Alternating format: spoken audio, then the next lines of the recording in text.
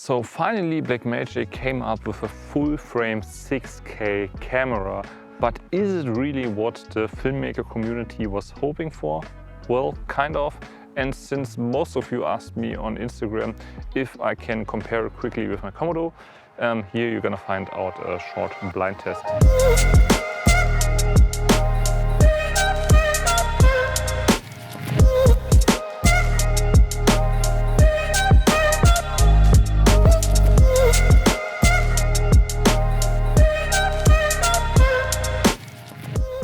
Hi guys, my name is Paul. I'm a German-based cinematographer and this channel is all about filmmaking, gear reviews, but also DaVinci Resolve tutorials. So if that's something that you're interested in, consider subscribe. That really helps the channel and makes it possible to produce even more videos like that. So just to make it clear, this video is all about the Cinema 6K from Blackmagic. Many thanks to Blackmagic who sent me the camera for testing. And I just quickly compared it to my Komodo because I got so many questions really about it, and I will reveal which camera was which later on. But let's talk now about the body design, and to my incoming question in the intro, is it really what everybody was hoping for? And many people were hoping for a box style camera, and clearly this is not a box style camera. It is still the same form factor as we had with the 6K Pro, which I find not bad, to be honest. So for run and gun, I can quickly grab the camera and take a few shots and you're ready to go. What I don't like about this is the battery life. It's still roughly, if you're lucky, an hour. And this is a little bit too less in my opinion. We don't have ND filters anymore, which I will talk on later. But what we have is an IR cut filter. So meaning we don't get any IR pollution anymore, which is great. We now have CF Express cards for this camera.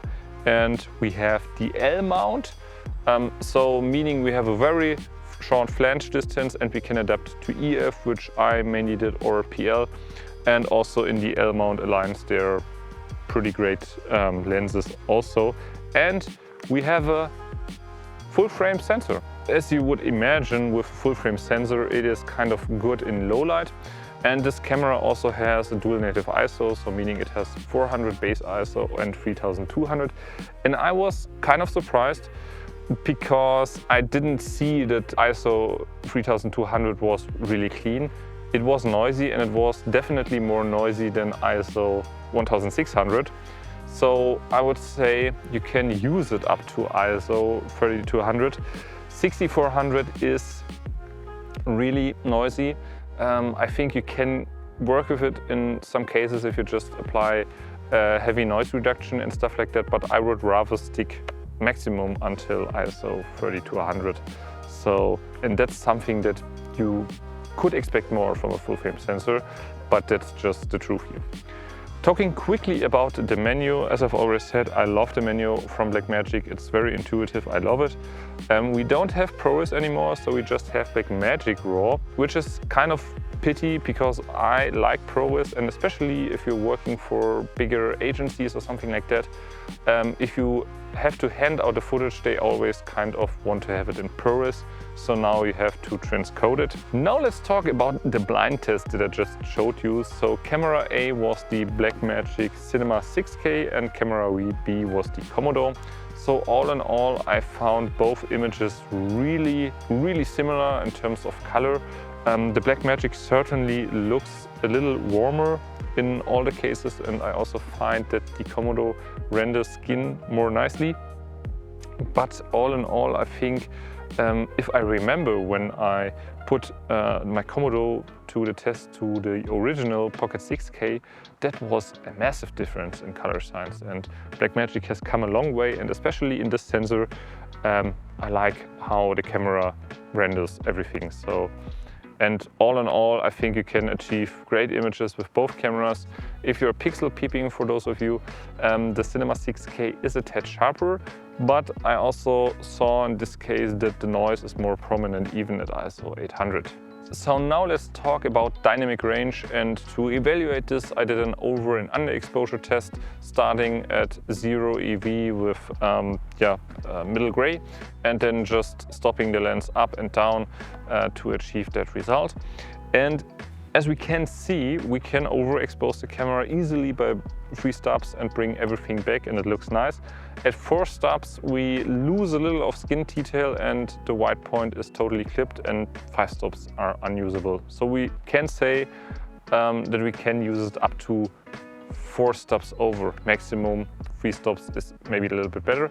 And underexposure, the camera didn't perform too well, so I would say you can use it up to 2 stops under. 3 stops under is really noisy and the color shift is really bad. So in total we get like 6 stops of latitude. And again, I've tested the Lumix S52X and that camera achieved 7 stops of exposure latitude. So again, you could have hoped for more, but anyways, I think the dynamic range in the camera is sufficient. So overall image quality, I have to say it's really nice, really.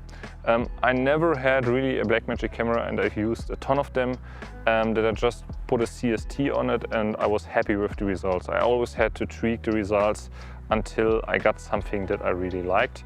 And finally, especially with this sensor, and I also have the Blackmagic Pocket 4K at home, and even in Gen 5 they look different. So I always have to tweak the Pocket 4K, which I don't have with this camera. I think right out of the box it looks really, really nice. Love the skin tones, highlight roll-off is nice. Also the slow motion looks nice on the camera.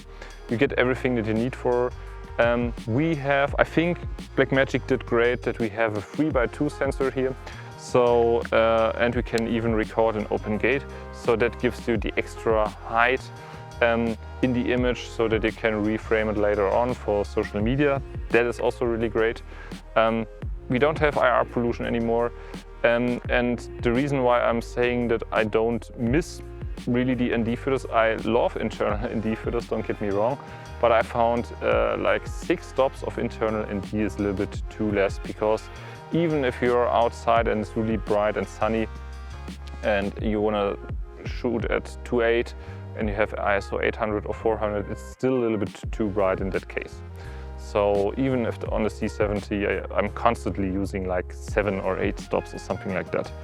And just a really quick note, we recreated the ending of the movie 7 and it came out really spectacularly. So I will link it for you here, just check it out. I would really appreciate your help, and soon I will also release a making of that and with a little bit of behind the scenes, so stay tuned for that and definitely subscribe to don't miss that out. So all in all, I like the Blackmagic Cinema 6K. The sensor is really nice and the colors and everything, highlight roll-off really looks pleasing to me. Again, keep repeating myself if I say what I wish what could be done better, but all in all, for the price that you pay, this is a fantastic camera, I would say. Really, can't say even more.